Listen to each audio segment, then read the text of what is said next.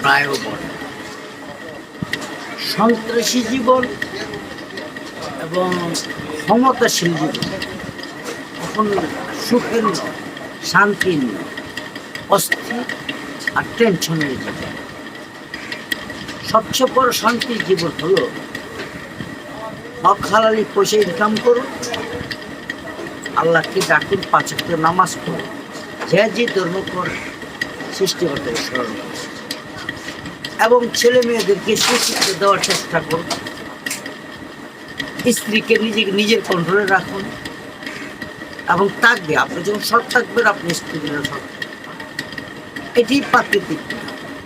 আমি যখন আপনাকে আসসালামু আলাইকুম বলবো আপনি অবশ্যই ওয়ালাইকুম সালাম বলবেন। আমি যখন বলবো এই শালার মতো আপনি বলবেন এই মাগের। এটি সিস্টেম। যে ধরনের ব্যবহার করে তার কাছে সেই ধরনের ব্যবহারই পাবে। হ্যাঁ, একটা পার্থক্য আছে, ফরক নেই। ক্ষমতা থাকবেন হয়তো আপনার ভয়ে আপনার ড্রাফটে মুখ খুলবে না, হক কথা যেটা বলা এটা বলতে পারবে না, কারণ আপনি তাকে বিপদও ফেলে দিবেন। দেখা গেল আপনি যখন সময় ফুরিয়ে আসবে আবার আপনাকে লাঞ্ছিত করতে পারেন, অল্প কয়েকদিনের পর সেই করতে পারবেন। যতদিন আল্লাহ হায়াত দিয়েছে চিরস্থায়ী নয়, হায়াতের চিরস্থায়ী। দুনিয়া তো অস্থায়ী, দুনিয়া তো চিরস্থায়ী নয়।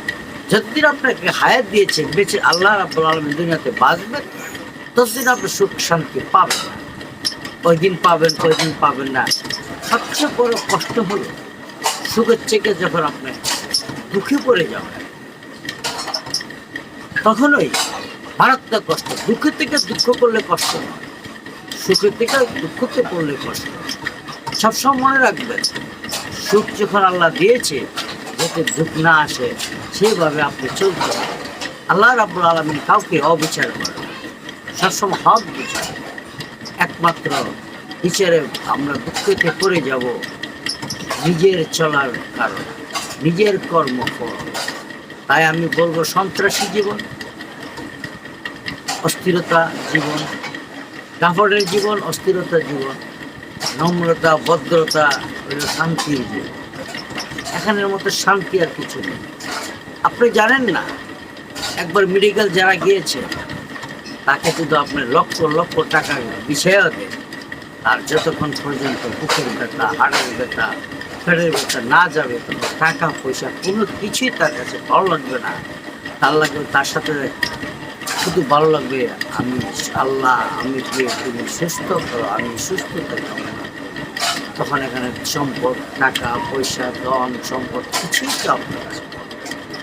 প্রিয় বায়ু দয়া করে সন্ত্রাসী কাফড়ি জীবন ছেড়ে দেন, আল্লাহর পথে আসুন। আল্লাহ যেভাবে বলেছে দুনিয়াতে চলার জন্য আমরা সেভাবেই চলবো। আছি দুদিনের আমরা মুসাফির, চলে যেতে হবে।